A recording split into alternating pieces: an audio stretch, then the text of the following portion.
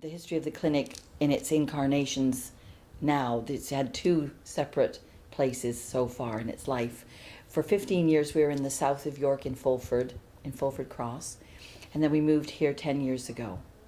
And we wanted to be more accessible. This has always been our aim. We became a social enterprise in 2007 to make sure that at least we thought we were going to be able to attract funding to take our therapies out into the community, to reach places and people that couldn't normally access our services. But I'm really excited about this new development because the place we're going to is fully accessible, and that's been our aim. It's city centre, no steps, got easy bus routes next to it, lots of bike parking, lots of car parking if people need to bring their cars.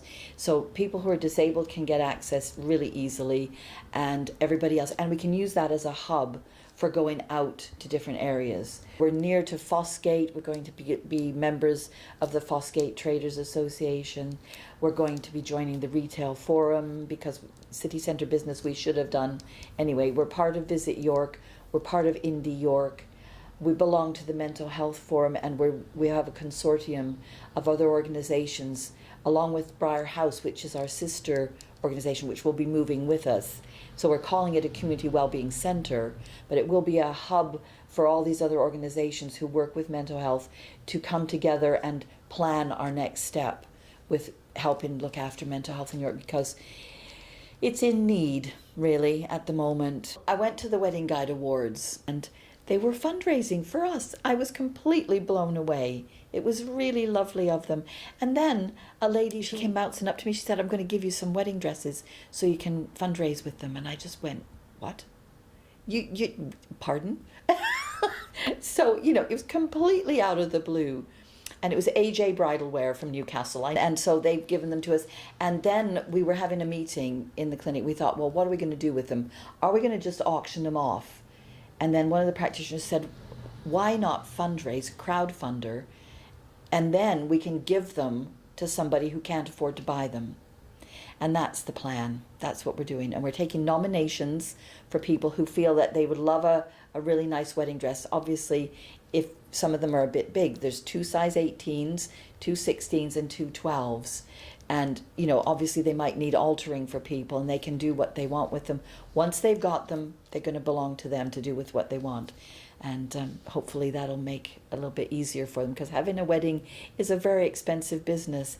And a lot of people in these straitened times are finding it really difficult to save up and manage it. So if we can help, and we've got people like, there's a lady been nominated by her friend who's had cancer, and she wants to get married next year, and so she's on the list for one of the dresses. If she likes the dress, I don't know, her friend thinks she will.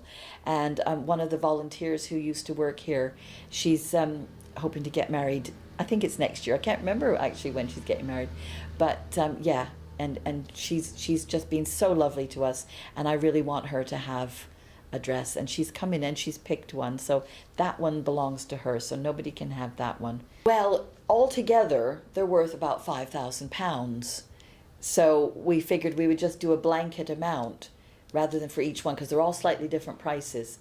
So so that's what we've aimed for. We've got a crowdfunder out there. It's on our pages on Facebook. It's on our website.